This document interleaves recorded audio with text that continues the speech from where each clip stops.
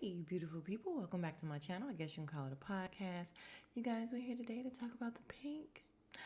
It was so good, you guys. It was so good. Like they put a lot in as usual. They packed a lot into this episode, and when I tell you guys, oh my God, I've never cried so many happy tears. I mean, it's just amazing. It was really, really good. So let's get going. If you have not already, please subscribe to the channel or consider subscribing to the channel. Like, comment. Let's talk about the episode. Yeah, let's get going. All right, y'all, let me ask a question. So, when we opened the Stars app, we were hit with a decision to make, right? It was either P Valley or Raising Canaan.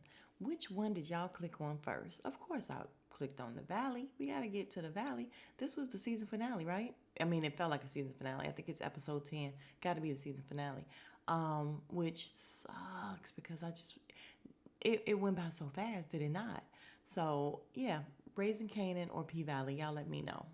All right, now let's get started. All right, so we pick up exactly where we left off with Haley, Andre, and Brittany arguing. Well, Haley's out of it. She's just standing there with her smeared lipstick. And I'm like, okay, being all realistic with the smeared lipstick. But she's standing there watching them argue, and she doesn't get involved until Brittany calls her a light bright. Hey, who you calling a light bright? Girl, you, because you are a light bright. Like, who is it? It's not Big T. What is his name? Big Al calls you Yellowbone.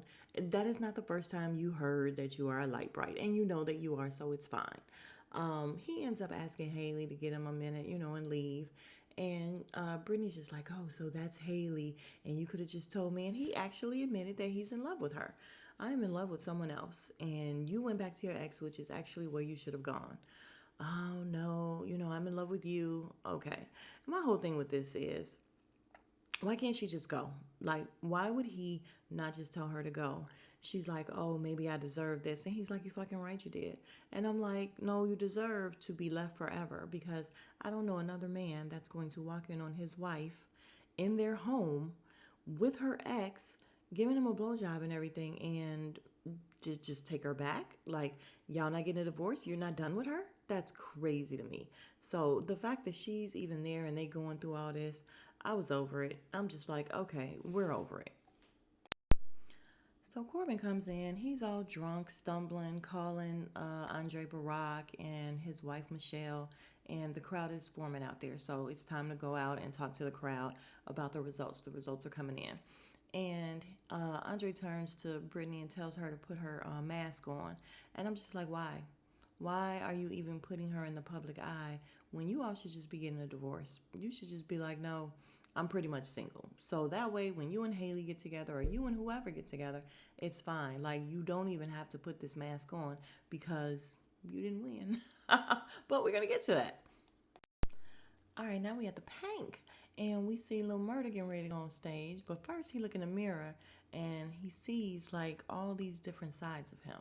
He has so many different sides of himself. What he shows the public, the entertainer, the real him, like just so many different sides. And we see him take out his gold fronts and everything, and he go out. They got the music playing. He tell the guy, listen, turn it off, turn it off. And it's so funny because everybody's like, what's he doing? And then somebody's like, is this nigga gonna sing or what? So he starts singing, well, not singing, rapping his song a cappella. And by this time, well, before this, Maine walks in and he's just standing in front, just, excuse me, so Lil Murda could see him. And Lil Murda see him. And so he's basically rapping to him. And the very first lines was, put a hole in a hole, nigga, and ain't feel a thing. And I'm just like, oh my God, he is up here claiming the in the last episode they were saying, well, he ain't claiming it.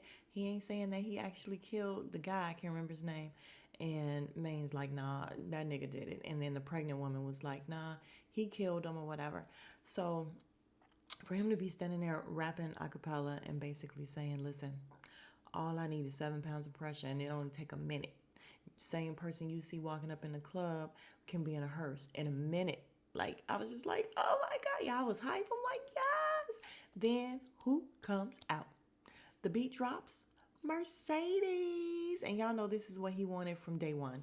He wanted Mercedes behind him from day one. And she's back. And then it's so fitting because we talk about the 7 pounds of pressure, and y'all know what's wrong with her arm, her shoulder. She got that 7 pounds of pressure that they had to get up off her. And I guess she's all fixed now because when I tell you she killed. Like I was just like, yes, Mercedes is back. Mercedes did her thing, and it was very hype. Like everybody was hyped. She was hyped. He was hyped. The whole thing was great. And then in the end, y'all, when she fell into that split, I was like, yes. Y'all would have thought that was my girl for real. Cause I'm like, she back. Our girl is back. But in the very end, when they stopped or whatever, and they were both looking at Maine, and I was like, Mercedes, it's not going to be good for you because, you basically caught in between. Like it's making it seem like you on Murder's side because of what he's saying, what happened. But the thing is, she don't know what's happening. She know that they probably got beef or whatever in the two different, gangs, but she, I don't think, knows anything about the killing and them being after murder and murder sitting up here basically claiming it. So she is definitely stuck in the middle. And when they was looking at him, I was just like, and he just backed up and left. And I'm like, yeah, that's not gonna be good. Y'all, just the cinematography of how they are doing this is just amazing to me. When she did that split, sorry, I'm back on that again because I just watched it again. But when she fell into that split and we're like looking up at them, Lil Murda is rapping like into the camera below, and then we see her fall like, just everything. Then we have Andre outside. His phone rings, and we see Corbin's brother, saying, I just called to congratulate you. And we think he's talking to Andre because we see him looking at the news. And then we actually hear the voice of Haley saying, keep your head up, King. And he looks up like, damn. And then we see that Corbin's brother was actually calling uh, Patricia Woodbine. She actually won. She's the mayor. And Haley was the one calling Dre. So it was crazy. I love the way they did that as well. So yeah, he lost. And I was like, dang, Brittany said you was gonna lose. So he basically gives a speech just to finish that off. He gives a speech saying that he's going to be there. Like he's gonna move back where he should have been all the time or whatever. And then he grabs her hand, and I'm just like, why? I just don't understand the whole point of her. Like I don't. After what she did and everything, I just don't understand the whole point of her being there. So I don't know if she's moving there or not. And later on in the episode, Haley asks, is she moving here? He's like, she could be not. Don't know. I guess he really don't care. But yeah, so Patricia Woodbine won, and the brothers are actually happy. It's the craziest thing. All right, so back at the Pink, we see Lil Murda and Mercedes going into the dressing room with their bags of money, talking about how good everything went, how well the show went. They did a really good job. And all we see is Uncle Clifford crying. And I'm like, oh my God, like she is crying like crazy. And I'm like, oh my God. And they bend down and ask her what's wrong. And uh, Lil Murda says sorry because he just automatically assumes. And then Uncle Clifford says she didn't drink the water. And I was like, yes. First happy tears, y'all. Like, I honestly I was just like, oh my God, we still have her. And Mercedes is like, what does that mean? And Lil Murda was like, Miss Ernestine is still here. She's still with us.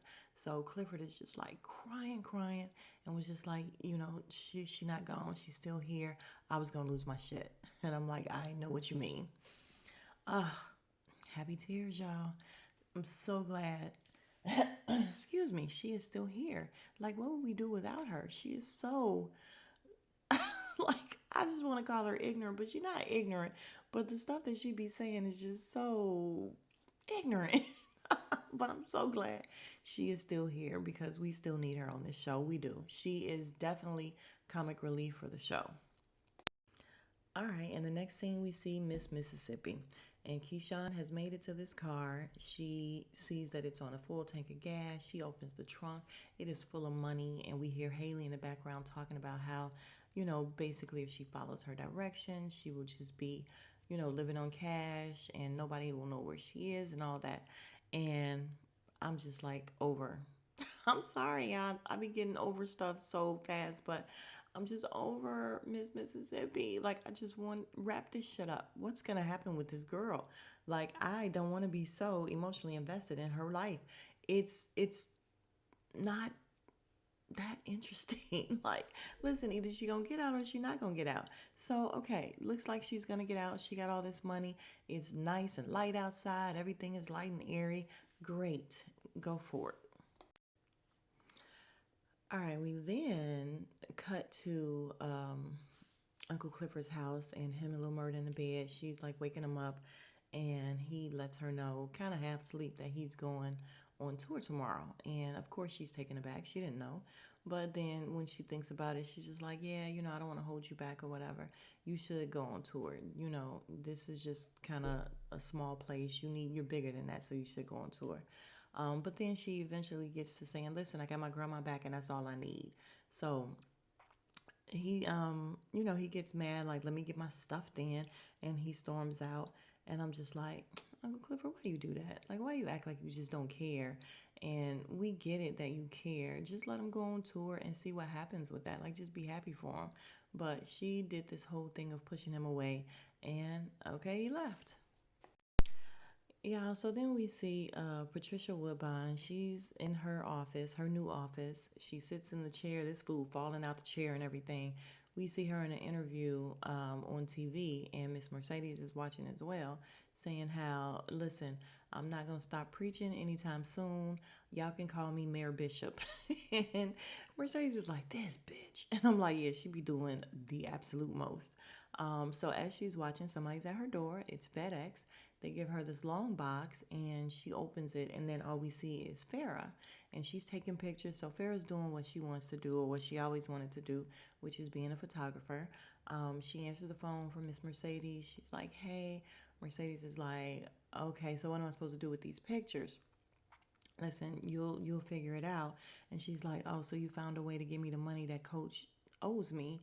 And she's like, no, I'm not giving you that money. I'm giving you the money I owe you for, your half of being, you know included in the art. Like, I use your likeness, so it's only right that I give you some of the proceeds. So I love the fact that it is just good money. Like, like, it wasn't, yeah, we paying you for what you did, and it's not that money, even though all money is good money to me. But you know what I mean? Like, it wasn't like, oh, this is payback for what you did coming over and doing both of us or whatever. No, this is what you worked for, basically. You modeled and you got paid. So that was dope. So she ends up saying that, I'll see you later, Farah. And Farah's like, well, you won't see me, but I'll see you or whatever. So I don't know what that means, but listen, it was great. Good for her. All right, we just actually gonna go past this whole thing of Andre standing outside his house with his wife standing on the porch and all these different women standing in line giving him food and everything. I guess, like, sorry that you lost, but it's just so stupid because they're like all flirting with him and his wife is standing right there. So I'm just like, this means nothing. Haley comes, she got cigars or whatever. They do their little cryptic talk that they always do, little stuff back and forth, and of course, she doesn't tell him that she's pregnant, basically. So she's just like walking away. He's like, you didn't tell me what you had to tell me the other night. Nigga, fuck you. Your wife is right there. So you can beat it, and she can beat it. And you guys, it's so funny because in season one, I thought this was going to be the love story that everybody was here for. We want to know what's going to happen with them. Like, they really, really made it a huge deal when, no, like, this is I just don't care about these two. I don't care about their love story. I just don't care. So she ends up leaving, giving him the cigars. Again, his porch is filled with food. It just kind of makes no sense to me, but okay. So in this scene, Haley also finds out that she's not getting any money. She ends up calling the white lady, sorry, I don't know her name, and she's like, bitch, where's my money? And they talk about it, and the point is the casino, the referendum or whatever is going to be let through. However, we don't need it. We don't need the pink, so it's fine. We don't need to buy it. You should have took that $5 million. And Haley is like, what? What? So the lady is like, yeah, so talk to you later, bitch. And I was like, okay. She felt like she really got her shit off. That's fine. So basically, they screwed Haley, and it's kind of what she gets. All right, we then see Corbin and his brother sitting on the porch, and now he's one of them. Like, it's so crazy how that just turned around all of a sudden. They, toast each other or whatever. Corbin's super happy, and we find out basically Corbin took what, what's her name? Uncle Clifford told him, and that's basically what he did, bring the water to you. So they built a canal, and the only thing is that it has to be like on a river. The casino has to be on water, so they built a canal to his home or whatever. So they were in cahoots the whole time. So he's happy. He didn't really want it or care if Andre won or not. It didn't matter. Haley is super pissed off, of course, but he's happy, and it's so funny because I guess to make him a little different from his brothers, they have him doing like this pimp walk. So when he got up out the chair in his robe and was walking down the what's the name, this fool doing a pimp walk, and I'm like, okay, we get it. He's black. We get it. All right, y'all. So Miss Ernestine is back. She is back in full effect. She walks through the door talking about it smells like Badussi in here. And he's like, they say you're supposed to lose your sense of smell. Whoever said that need their ass beat. Then we have Big Al, Uganda. That's so funny. They call the African guy Uganda. Maybe that's his name. I don't know. And the white guy, Duffy or whatever, they're all at the door. And he's like, listen, you was supposed to be fired, Big Al. And she called him over for her homecoming, not homegoing. Okay, I like it. So she tells them, Uncle Clifford's like, listen, you can't be leaving out because of the Rona and all that stuff. And she's like, listen, I got the antibody yada yaddies. Y'all, she cracks me up. I swear she do. So, as Uncle Clifford is going off on the grandmama about being involved with Uganda, and she's like, listen, I don't care. I don't care what he's saying. I don't know what he's saying, but it's fine. And she tells him that he needs to worry about himself. So they're going up the stairs, and all of a sudden, Uncle Clifford turns around, and his mom is there. And listen, Mama always got a cocktail and like a cigarette or something in her hand. And he walks up to her and he's like, don't come for Ernestine again. And she's like, no, he said, if you think you're coming for Ernestine again, you got another thing coming. She's not there for Ernestine this time. She's there for him. And I'm like, ooh, or her. And I'm like, ooh. But no, she is talking about what you said to that boy. And basically now, she's not trying to get somebody to die or cross over. She is, I don't know, maybe she's just his angel. We'll just say that because it's so weird how they integrated her as the, like the angel of death or whatever. She's coming for the grandma. And then all of a sudden, she's in the back seat telling Clifford to get revenge and or do what he has to do basically. I don't know if it was so much get revenge, but do what he has to do. And then now she's here talking about love, and it's just so random, but we'll just chalk it up to her being his angel of in all facets of life. That's fine. So yeah, she's basically telling him, listen, you got to take a chance on love. And he's like, well, what did love get you? Love got you sores and all that. So did she die of AIDS? Because it sounds like she said she died of a virus.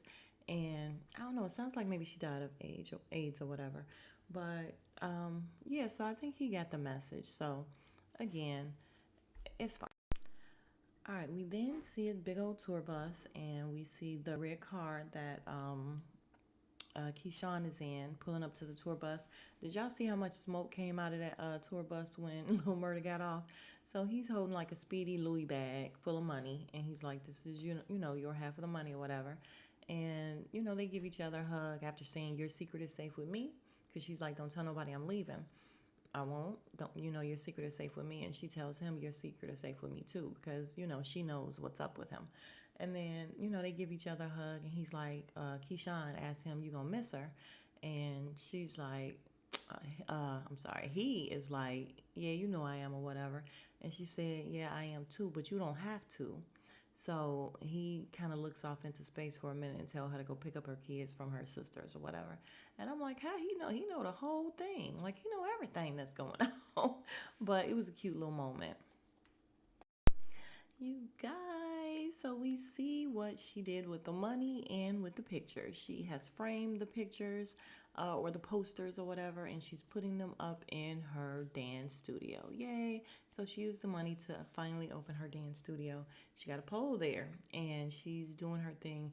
Nice little song, and again, we get to see Mercedes in action. And listen, she gets it in. Y'all know that that is really her. Cause was it Tiana Taylor recently, like in real life, she did some of the Mercedes experience on Tiana Taylor's tour, something like that. But you guys, she gets it in, and then we see somebody coming through the door. It's her mama. She's like, "What the hell you doing here?" So they end up having a moment where, of course, they going back and forth. She's saying how, are these pictures you? Is this you hanging upside down or whatever? And Miss Mercedes like, "Yeah, that's me." And you can tell she just wants some kind of acceptance or whatever. Her mom was like, fan it off. And then she's like, Shell called me, and she not a bad person. She want to do better. And I'm just like, okay, so your daughter's not a bad person. She want to do better. Like you saying all this positive stuff about Shell, but what about your daughter? And she's basically like, listen, Shell wants to go to rehab, and she wants me to take care of the daughter. And she's like, I ain't really got time for that. So we see the fact that, she's there. So she's giving her daughter back. And she's like, I'll get the rest of the stuff out the car. And even before that, they had kind of a moment where they were ready to talk regular, like regular. They gave like a little, not so much a smile, but it was just like, are you going to be able to do both of them? Oh, I can do both of them. Like they were just having a regular conversation to me. So I don't know. Maybe they'll get back on track, but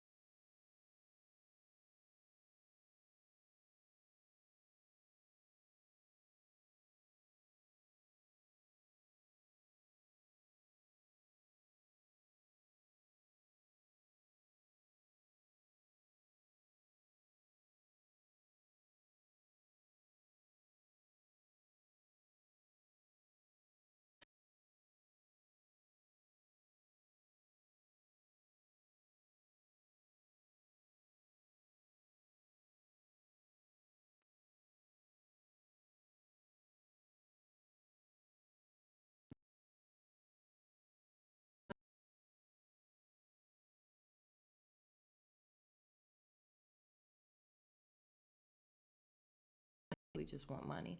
And he's like, yeah, I get that, because when you bought us out, I thought that we had a sister for life and you was gonna come in and join the sisterhood and everybody be a family, but you didn't want that. Like, that's not what you're doing. You a snake. And he said it's a shame. You have no family, nobody you can call or anything. So they end up putting her out. He's like, excuse me, do you want to go out through the door, or you want me to toss you out the window? So, all right, Haley has officially been bought out the pink. All right, now we are back with Keyshawn, and she is at her sister's house, and she's looking for the kids. And who opens the door but the mom? And the mom is like, hey, and she's just being all kind, talking about the kids. And oh my God, they have really good hair, and they're just gonna have really pretty hair. Like, that's all she really cares about. And she's saying Derek didn't say anything about, doctor's appointment. And he actually did not know that you had so many errands when he came and picked them up and everything. So, of course, Keyshawn is like, what? You had him pick them up, And the sister is standing there looking like she want to cry. The mama just don't even know what she did.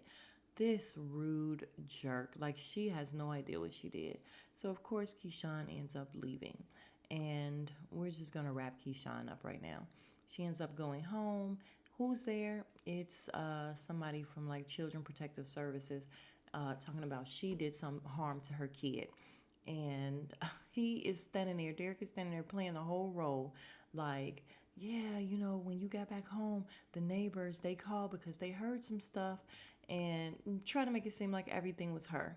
So she is like standing there, and then we see the white lady just like going on and on about her. You can't keep a job. You can't take care of your kids. I don't think in reality she was really saying this stuff, but like Keyshawn just snaps, and she's like, tell him what you did. And she jumps all over him, and she's beating him up, and she ends up hitting the cop that was trying to get her or whatever, calm her down. So of course they arrest her because now she looks like the aggressor. And I was just like, that's what she get. I'm sorry, but that is what she get. Like, she stayed way too long, girl. And I know I should have a whole lot more compassion because it is not that easy. But again, this storyline, over it. So fine. This was a twist. We didn't know this was coming, but fine. She goes to jail. He has the kids, which is unfortunate because he actually beats the kids. But let's see what happens. Oh, and in finishing up Keyshawn, I may as well finish her off all together.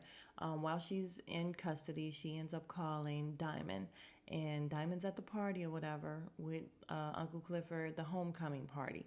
And he goes out front to, he goes to take her call, and we see Big Bone looking, and he's like, what's happening? She says this whole cryptic message basically asking him to kill Derek. It's time. Will you do it? So of course he's gonna do it. So he ends up going to the front.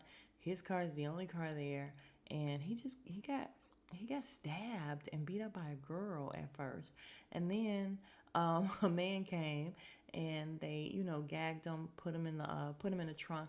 He could see the ring that was at his house. So then Big Bone takes off her mask, so it was him. I'm like, damn, she was fucking him up. Before she stabbed him, she was fucking him up. She was doing all kind of ninja type stuff to him. But yeah, of course he's shocked that it's him. So they were gonna just shoot him or whatever. And then whoever the guy is like, nah, that'd be too easy. So they just left him in the trunk, and that is to be continued. All right, so I guess wrapping up Andre, we see him going to the jail to visit his father, basically. While he's walking up to it, he's calling Haley, and her number is now disconnected. Haley is gone, bye bye. All right, so then Mercedes comes home with Terica. It's not Derek, it's Terica. And she's getting her stuff out. She wants her to meet someone. She calls Maine over, and I'm like, well, look at these gangbangers with these really bright colors on, like this bright yellow and blue, and they're giving me warrior colors big time. And I'm like, so colorful, the gang members. These shorts he had on that looked like some blue bandanas. I was just like, man, But he meets the daughter, and then he talks to Mercedes and let her know, listen. She's like, well, how did I do? You did all right. And she's like, I did better than I. It was a good show, this and that. And he basically let her know, listen, it looked like you took a side because you up there on that stage with him. We beefing. And she's like, yeah, I know, but I ain't really take no side. And yeah, to him, you took a side. So I knew that was gonna happen. I knew it. And what's she gonna do? Because she live in the neighborhood with all of them. So good luck for Mercedes. And that was her guy. Man, that was her guy. But hopefully he won't do anything to hurt or whatever. And we'll just see what happens in the next season. Oh, and let me not forget, Maine told her, you better watch that faggot you hanging out with. And she was like, you better watch how you talk about Uncle Clifford. He's like, that ain't the faggot I'm talking about. So then she's thinking, like, and of course, it can only be Uncle Murder. Not Uncle Murder, that's not a thing. Lil Murder. All right, so now we're at the homecoming party and they doing the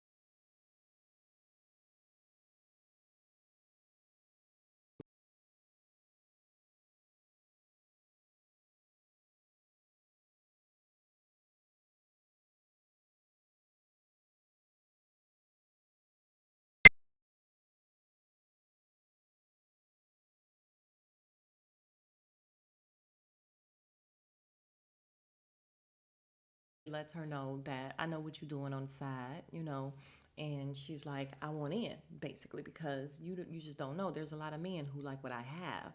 And, she's just like, how I know you're not going to tell Uncle Clifford. And they just sitting here snorting coke like crazy.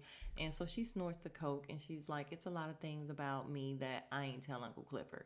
So Roulette is really getting her pimp game on with everybody around here. All right, so Mercedes and Uncle Clifford coming out the kitchen, and all we see is Lil Murda sitting over at the bar. He's like, "Oh, there they go," and Mercedes leaves him alone. He comes over. He's like, Uncle Clifford comes over, and she's like, "What are you still doing here?" I decided I'm not going on tour, and she gives this big speech about how he is afraid of being the son. So basically, you're afraid of succeeding and doing well and actually getting out and doing something. And he's like, nah, that ain't it. I'm not scared of any of that. He's like, but I feel like you constantly pushing me away because you don't feel worthy of being loved. And, well, first of all, he's like, all this protection, all this yams and everything, all this love. And I was like, oh, yes, give me the love. I love it. Love, love. So they,